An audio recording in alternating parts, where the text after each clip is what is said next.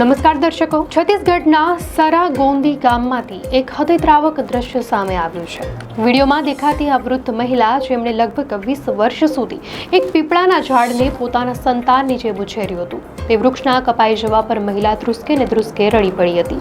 આ પીપળાનું વૃક્ષ ગામ લોકો માટે પૂજનીય હતું। મહિલાએ દાયકાઓ સુધી તેની સંભાળ લીધી હતી, તેની સેવા કરી હતી। વૃક્ષ કપાયાની જાણ થતાં જ મહિલા ત્યાં પહોંચી અને તળ પાસે બેસીને એ રીતે રડવા લાગી જાણે પોતાનું સંતાન ગુમાવ્યું હોય। તેમનું આ હૃદયદ્રાવક રુદન સોશિયલ મીડિયા પર વાયરલ થઈ રહ્યું છે અને કરોડો લોકોની આંખો ભીંજવી રહ્યું છે।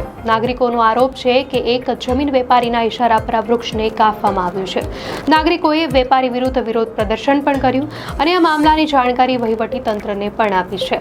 આ ઘટના માત્ર એક વૃક્ષના કપાઈ જવાની નથી, પણ માનવીય સંવેદના અને પ્રકૃતિ સાથેના આપણા લુપ્ત થતા બંધનની પીડાદાયક યાદ અપાવે છે।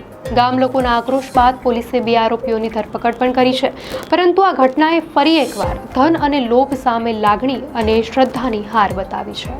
દર્શક મિત્રો, દુનિયાની આવી જ નવી ખબરો માટે ધ લોકસત્તા ચેનલને સબસ્ક્રાઇબ કરો।